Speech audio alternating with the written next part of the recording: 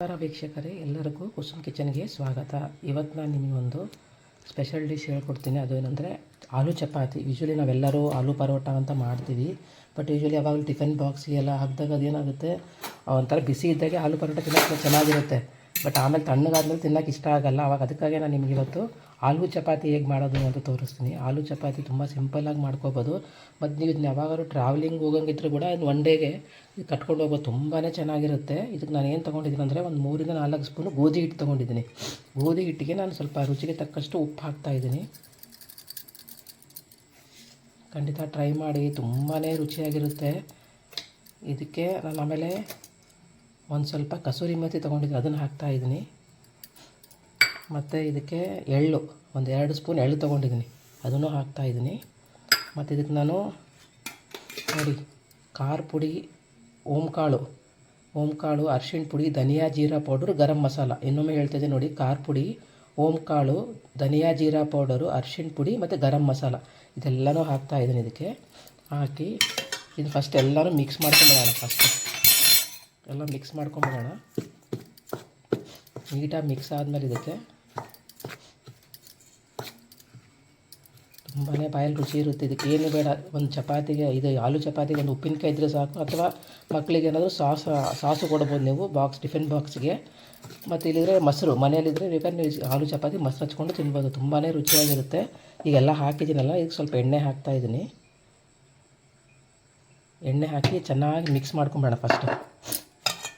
ಎಲ್ಲ ಮಿಕ್ಸ್ ಮಾಡ್ಕೊಂಬಿಡ್ತೀನಿ. ಎಲ್ಲ ಖಾರ, ಉಪ್ಪು, ಎಲ್ಲ ಮಸಾಲೆಗಳು, ಕಸೂರಿ ಮೇಥಿ ಎಲ್ಲ ಚೆನ್ನಾಗಿ ಮಿಕ್ಸ್ ಆಗಿಬಿಡ್ಬೇಕು. ನೀವು ಖಂಡಿತ ಒಮ್ಮೆ ಟ್ರೈ ಮಾಡಿ ನೋಡಿ, ಮತ್ತೆ ಮಾಡ್ಕೊಂಡು ತಿಂತೀರಾ. ಟಿಫಿನ್ ಬಾಕ್ಸ್ಗಂತೂ ಒಳ್ಳೆ ರೆಸಿಪಿ ಇದು. ಮತ್ತು ಎಲ್ಲ ಟ್ರಾವೆಲಿಂಗ್ ಹೋದರೆ ಮಾತ್ರ ನೀಟಾಗಿ ಕಟ್ಕೊಂಡು ಹೋಗ್ಬೋದು. ಇದನ್ನು ತುಂಬಾ ರುಚಿಯಾಗಿರುತ್ತೆ. ನೋಡಿ ಎಲ್ಲ ಮಿಕ್ಸ್ ಮಾಡ್ಕೊಂಡಿದ್ದೀನಿ. ಈಗ ಮಿಕ್ಸ್ ಮಾಡ್ಕೊಂಡ್ಮೇಲೆ ಇದಕ್ಕೆ ನಾನು ಇದು ಹಸಿಮೆಣ್ಸಿನ್ಕಾಯಿ, ಶುಂಠಿ ಅದ್ರ ಪೇಸ್ಟ್ ಮಾಡ್ಕೊಂಡಿದ್ದು ಅದನ್ನು ಹಾಕ್ತಾಯಿದ್ದೀನಿ.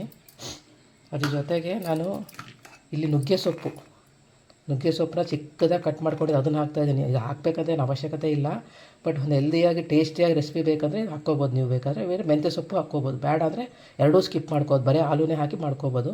ನೋಡಿ, ನಾನು ನುಗ್ಗೆ ಸೊಪ್ಪನ್ನ ಚೆನ್ನಾಗಿ ವಾಶ್ ಮಾಡ್ಕೊಂಡು ಕಟ್ ಮಾಡಿ ಇಟ್ಕೊಂಡಿದ್ದು ಅದನ್ನು ಹಾಕ್ತಾಯಿದ್ದೀನಿ. ಮತ್ತು ನಾವಿಲ್ಲಿ ಆಲೂಗಡ್ಡೆನ ಒಂದು 5 ರಿಂದ 6 ಆಲೂಗಡ್ಡೆ ತೊಗೊಂಡಿದ್ದೀನಿ. ಅದನ್ನು ಚೆನ್ನಾಗಿ ಬಾಯ್ಲ್ ಮಾಡಿಕೊಂಡು ಮ್ಯಾಶ್ ಮಾಡ್ಕೊಂಡಿದ್ದೀನಿ, ಇದನ್ನು ಹಾಕ್ತಾಯಿದ್ದೀನಿ. ಈಗ ನೋಡಿ, ನುಗ್ಗೆ ಸೊಪ್ಪು ಹಾಕಿದ್ಮೇಲೆ ನಾನು ಬಾಯ್ಲ್ ಮಾಡಿದ ಆಲೂನ ಹಾಕ್ತಾಯಿದ್ದೀನಿ. ಇದಕ್ಕೆ ಚೆನ್ನಾಗಿ ಇದು ಗ್ರೈಂಡ್ ಮಾಡ್ಕೊಂಬಿಡ್ಬೇಕು, ಪುಡಿ ಎಲ್ಲೂ ಅದು ನೈಸಾಗಿರ್ಬೇಕು. ಅದು ಆಲೂಗಡ್ಡೆ ಬೆಂದ ಮೇಲೆ ಚೆನ್ನಾಗಿ ಮ್ಯಾಶ್ ಮಾಡ್ಕೊಂಬಿಡ್ಬೇಕು. ನೋಡಿ, ಇದನ್ನೆಲ್ಲ ಹಾಕಿ ಚೆನ್ನಾಗಿ ಮಿಕ್ಸ್ ಮಾಡ್ಕೊಂಬಿಡ್ತೀನಿ. ಈಗ ನೋಡಿ, ಆಲೂ ಹಾಕಿದ್ದೀನಿ. ಈಗ ನೀವು ನೀರು ಹಾಕೋಕ್ಕೆ ಹೋಗಬೇಡಿ, ಫಸ್ಟ್ ಆಲೂ ಜೊತೆಗೆ ಎಲ್ಲನೂ ಮಿಕ್ಸ್ ಮಾಡ್ಕೊಂಬಿಡಿ. ಇದಕ್ಕೆ ನೀರು ಜಾಸ್ತಿ ಹಿಡಿಯಲ್ಲ, ನೀವು ಸ್ವಲ್ಪ ಗಟ್ಟಿ ಮಾಡ್ಕೊರಿ, ಯಾಕಂದರೆ ಅದು ಆಮೇಲೆ ಆಲೂಗಡ್ಡೆ ನೀರು ಬಿಡುತ್ತೆ. ಅದಕ್ಕೆ ಆದಷ್ಟು ಇದನ್ನು ಗಟ್ಟಿಯಾಗಿ ನಾದ್ಕೊರಿ. ಇದನ್ನು ನೀರು ಹಾಕೋಕ್ಕೆ ಹೋಗ್ಬಿಡಿ ಸದ್ಯಕ್ಕೆ. ಈಗ ಬೇಕಾದ್ರೆ ಒಂದು ಸ್ವಲ್ಪ ನೀರು ಹಾಕ್ಕೊಳಕ್ಕೆ ಬರುತ್ತೆ. ಎಲ್ಲ ನೀಟಾಗಿ ಮಿಕ್ಸ್ ಮಾಡ್ಕೊಂಬಿಡ್ತೀನಿ. ಈಗ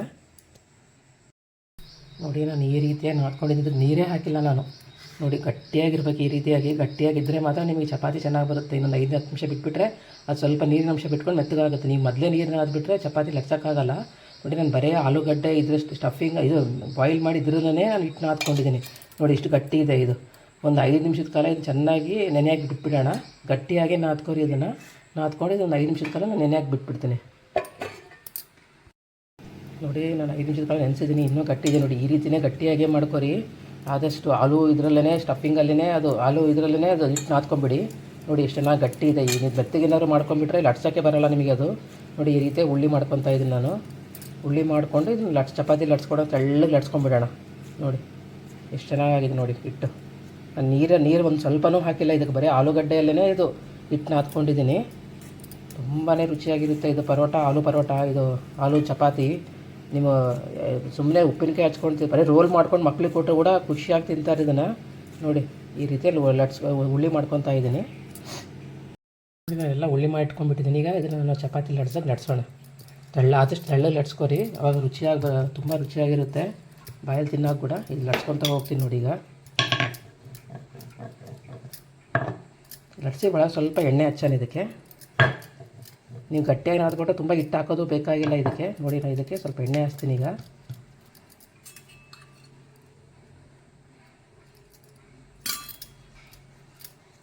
ಎಣ್ಣೆ ಬೇಕಾದ್ರೆ ಹಚ್ಕೋಬೋದು, ಇಲ್ಲಿ ತುಪ್ಪ ಬೇಕಾದ್ರೆ ತುಪ್ಪನೂ ಹಚ್ಕೋಬೋದು. ಇದನ್ನು ನಾನು ಒಂದು ಫೋಲ್ಡ್ ಮಾಡ್ತೀನಿ. ಈಗ ಮಾಡ್ಕೊಂಡು ಚಪಾತಿ ಲಟ್ಸಂಗೆ ಲಟ್ಸ್ಕೊತೀನಿ ನೋಡಿ. ಈ ರೀತಿ ತೆಳ್ಳಗೆ ಲಟ್ಸ್ಕೊರಿ. ನೋಡಿ ಎಷ್ಟು ತೆಳ್ಳಗಾಗಿದೆ ನೋಡಿ. ಹಿಟ್ಟು ಕೂಡ ಜಾಸ್ತಿ ಬೇಕಾಗಲ್ಲ, ನೀವು ಕರೆಕ್ಟಾಗಿ ಅದಕ್ಕೆ ನಾದ್ಕೊಂಡ್ಬಿಟ್ರೆ ನೋಡಿ ಇಷ್ಟು ತೆಳ್ಳಗೆ ಬಂದಿದೆ ಚಪಾತಿ. ಇದು ಆಲೂ ಚಪಾತಿ. ನಾವು ಆಲೂಗಡ್ಡೆ ಹಾಕಿದ್ದು ಗೊತ್ತೇ ಆಗಲ್ಲ ಇದರಲ್ಲಿ, ಮತ್ತು ನುಗ್ಗೆ ಸೊಪ್ಪೆ ಹಾಕಿದ ಟೇಸ್ಟು ಗೊತ್ತಾಗಲ್ಲ ನಿಮಗೆ, ಬರೋ ಆಲೂದಂತೆ ಫ್ಲೇವರ್ ಬರುತ್ತೆ. ಈಗ ಇದನ್ನು ಹಂಚಕ್ಕಾಗಿ ಬೇಯಿಸ್ಕೊಂಬಿಡೋಣ ನೋಡಿ. ಈಗ ಹಂಚಕ್ಕೆ ಹಾಕಿದೆ, ನಾನು ಈ ಚಪಾತಿನ ಇದಕ್ಕೆ ಹಾಕ್ತಾಯಿದ್ದೀನಿ ನೋಡಿ.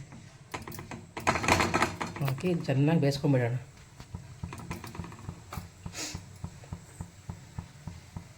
ಖಂಡಿತ ಟ್ರೈ ಮಾಡಿ, ನೀವು ಮತ್ತೆ ಮತ್ತೆ ಮಾಡ್ಕೊಂಡು ತಿಂತೀರಾ. ಯೂಶ್ವಲಿ ಆಲೂ ಪರೋಟ ಆದರೆ ಸ್ಟಫಿಂಗ್ ಇರುತ್ತಲ್ವ, ಬಾಕ್ಸಲ್ಲಿ ಅಷ್ಟು ಟೇಸ್ಟ್ ಕೊಡೋಲ್ಲ, ಬಿಸಿ ಬಿಸಿ ತಿನ್ನೋಕೆ ಚೆನ್ನಾಗಿರುತ್ತೆ.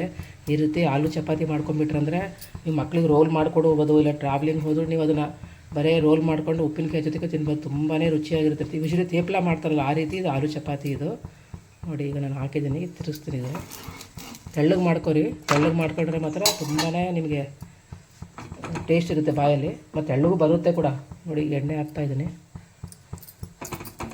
ನೀವು ಎಣ್ಣೆ ಬೇಕಾದ್ರೆ ಎಣ್ಣೆ ಹಾಕ್ಕೋಬೋದು, ತುಪ್ಪ ಬೇಕಾದ್ರೆ ತುಪ್ಪ, ಯಾವ್ದು ನಿಮಗೆ ಇಷ್ಟ ಆಗುತ್ತೆ ಅದನ್ನು ನೀವು ಯೂಸ್ ಮಾಡ್ಕೊರಿ. ನಾನು ಈಗ ಎಣ್ಣೆ ಹಾಕ್ತಾಯಿದ್ದೀನಿ.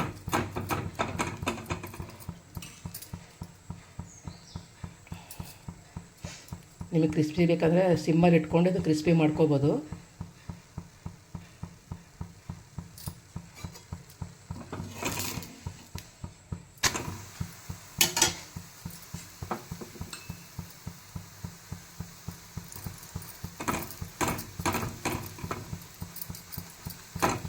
ಸ್ವಲ್ಪ ಇದಕ್ಕೆ ಎಣ್ಣೆ ಜಾಸ್ತಿ ಬೇಕಾಗುತ್ತೆ.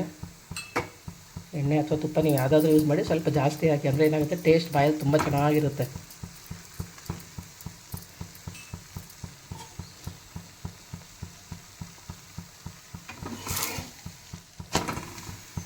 ನೋಡಿ ಎಷ್ಟು ಚೆನ್ನಾಗಿ ಕಲರ್ ಕಾಣ್ತಾ ಇದೆ ನಿಮಗೆ, ಬಾಯಲ್ಲೂ ಅಷ್ಟೇ ರುಚಿಯಾಗಿರುತ್ತೆ ಇದು.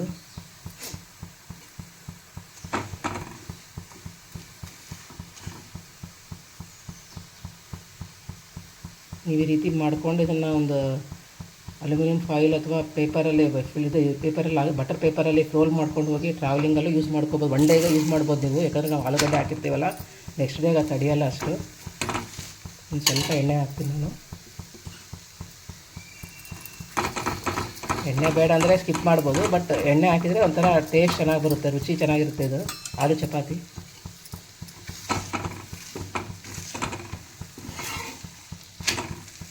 ಅದು ಚಪಾತಿ ಆಗಿದೆ. ಈಗ